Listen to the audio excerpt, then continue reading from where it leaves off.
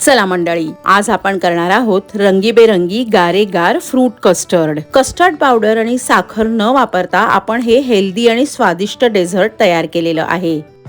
सगळ्यात सुरुवातीला custard powder न वापरता कस्टर्ड कसं तयार करायचं ते आपण बघूया। त्यासाठी इथे एका मोठ्या बाउल मध्ये 1.5 वाटी मखाणे न भाजता असेच घेतलेले आहेत। यातच घातलेले आहेत 10 ते 12 बदाम गरम पाण्यात भिजवून त्याची सालं काढून घेतलेली आहेत। 10 ते 12 काजू घातलेले आहेत। कस्टर्डला गोडवा आणण्यासाठी 15 खजूर बिया काढून घातलेले आहेत। गोडीसाठी तुम्ही मध, खडी साखर, साधी साखर, गुळाची पावडर यापैकी तुमच्या आवडतं कोणतंही स्वीटनर वापरू शकता। एक्स्ट्रा फ्लेवर साठी 10-12 केशराच्या काड्या घातलेल्या आहेत, पण त्या ऑप्शनल आहेत। तुमच्याकडे नसतील तर वगळल्यात तरीही चालेल। आता यात घालायचं आहे 2 मोठे कप भरून गरम केलेलं दूध तुम्ही रोजच्या वापरातलं कोणतंही घेतलं तरीही चालेल। सगळं मिक्स करून घेऊया आणि मऊ होण्यासाठी आणि छान मुरण्यासाठी अर्धा तास झाकून ठेवूया।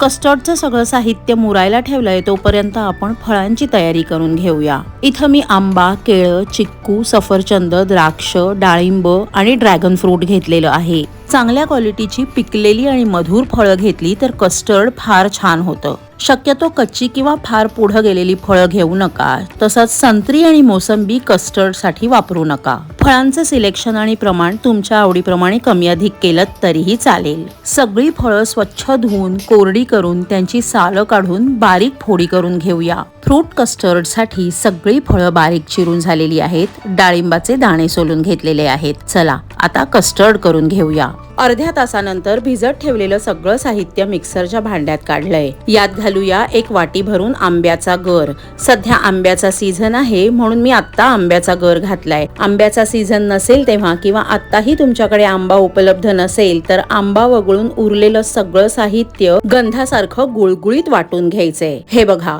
कस्टर्ड सारखी छान घट्ट पेस्ट झालेली आहे आणि याला रंग सुद्धा किती सुरेख आलेला आहे। आता एका मोठ्या डब्यात किंवा मिक्सिंग बाउल मध्ये कापून ठेवलेली सगळी फळं एकत्र करूया आणि त्यावर आपण तयार करून घेतलेलं कस्टर्ड ओतूया। तुम्ही तयार केलेलं कस्टर्ड खूपच जास्त घट्ट झालंय असं वाटलं तर थोडंसं दूध घालून कन्सिस्टन्सी ऍडजस्ट करा। 1 टीस्पून वेलदोड्याची पूड घालून सगळं मिक्स करून घेऊया। वेलदोड्याची पूड घालण्याऐवजी तुम्हाला आवडत असेल तर 1 टीस्पून व्हॅनिला इसेन्स घातलात तरीही चालेल। आपलं कस्टर्ड तयार आहे। याची कन्सिस्टन्सी बघा, आहे ना एकदम सोपी पद्धत। आता हे थोडा वेळ फ्रीज मध्ये ठेवून गारेगार कस्टर्ड सर्व्ह करा। सध्या मुलांना शाळेच्या सुट्ट्या सुरू आहेत, सारखी खायला काही ना काहीतरी वेगळी फरमाईश करतात। त्यावेळेस हे थंडगार क्रीमी कस्टर्ड नक्की करून द्या। सुट्टीत आलेल्या पाहुण्यांसाठी किंवा छोट्याशा पार्टीसाठी काहीतरी वेगळं डेझर्ट करायचं असेल तर हे फ्रूट कस्टर्ड बेस्ट ऑप्शन आहे। सो फ्रेंड्स, हा व्हिडिओ तुम्हाला थोडा जरी आवडला असेल तर त्याला लाईक करा, व्हिडिओ तुमच्या फॅमिली आणि फ्रेंड्स सोबत शेअर करा